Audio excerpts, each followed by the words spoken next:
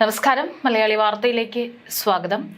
യുക്രൈനിലെ യുദ്ധം അതിന്റെ 3-ാം വർഷത്തിലേക്ക് നീണ്ടു നിൽക്കുമ്പോൾ പുതിയതും അപ്രതീക്ഷിതവുമായ ഒരു സംഘം കൂടെ യുദ്ധത്തിൽ ചേർന്നിരുന്നു. ഉത്തര കൊറിയ 10,000 മുതൽ 12,000 വരെ സൈനികരെയായിരുന്നു റഷ്യയിലേക്ക് അയച്ചത്. പക്ഷേ യുക്രൈൻ റഷ്യ യുദ്ധത്തിൽ പുതുതായി വിന്യസിക്കപ്പെട്ട ഉത്തര കൊറിയൻ സൈനികർ യുദ്ധക്കളത്തിൽ പല രീതിയിലുള്ള വെല്ലുവിളികൾ നേരിടുന്നതായി റിപ്പോർട്ട്.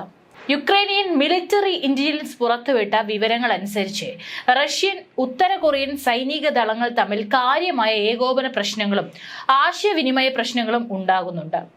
റഷ്യക്കാർ പറയുന്നതൊന്നും ഉത്തര കൊറിയൻ സൈനികർക്ക് മനസ്സിലാകാതെ പോകുന്നതാണ് യുദ്ധക്കളത്തിലെ ആശയവിനിമയത്തെ സങ്കീർണമാക്കുന്നതെന്ന് വിശകലന വിദഗ്ധർ അഭിപ്രായപ്പെട്ടു.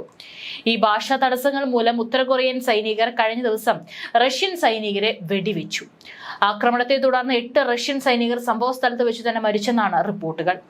റഷ്യയുടെ ചെച്ചൻ അഖ്മദ് യൂണിറ്റിലെ 8 അംഗങ്ങളെയാണ് ഉത്തര കൊറിയൻ സൈനികർ കൊലപ്പെടുത്തിയതായി യുക്രൈനിയൻ ഉദ്യോഗസ്ഥർ അവകാശപ്പെടുന്നത്.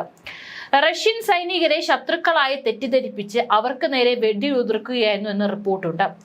സംയുക്ത സൈനിക നീക്കങ്ങളിൽ ഫലപ്രദമായ ഏകോപനം അനിവാര്യമാണെന്നും ആശയവിനിമയത്തിന് കൃത്യമായ കർമ്മ പദ്ധതി തയ്യാറാക്കണമെന്നും ഇല്ലെങ്കിൽ മാരകമായ തെറ്റുകൾക്ക് കാരണമാകുമെന്നും യുക്രൈൻ റഷ്യ യുദ്ധത്തിൽ ഉത്തര കൊറിയൻ സൈനികർ വിന്യസിക്കപ്പെട്ട ആദ്യ നാളുകളിൽ തന്നെ അഭിപ്രായം ഉയർന്നിരുന്നു. ഉത്തര കൊറിയൻ സൈനികർക്ക് അവരുടെ മാതൃഭാഷയല്ലാതെ മറ്റൊരു ഭാഷയും വശമുണ്ടാകില്ല എന്ന പൊതുധാരണയുടെ അടിസ്ഥാനത്തിലായിരുന്നു ഈ മുന്നറിയിപ്പ്.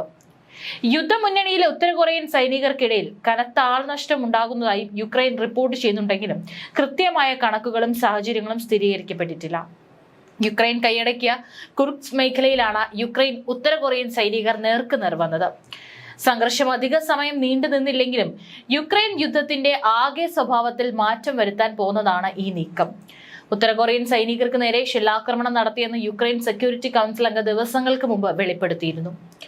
യുക്രൈനിൽ റഷ്യ ആക്രമണം തുടങ്ങിയിട്ട് 1000 ദിവസം തികയാനിരിക്കെയാണ് മറ്റൊരു രാജ്യത്തിന്റെ സൈന്യം കൂടി യുദ്ധത്തിൽ നേരിട്ട് പങ്കെടുക്കുന്നത്.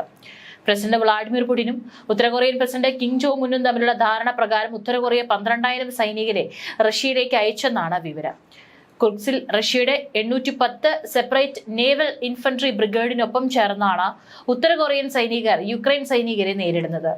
യുക്രൈൻ ഷെല്ലിംഗിൽ നിരവധി കൊറിയൻ സൈനികർ കൊല്ലപ്പെട്ടെന്ന് മുതിർന്ന അമേരിക്കൻ പ്രതിരോധ ഉദ്യോഗസ്ഥരെ ഉദ്ധരിച്ച് ന്യൂയോർക്ക് ടൈംസും റിപ്പോർട്ട് ചെയ്തു.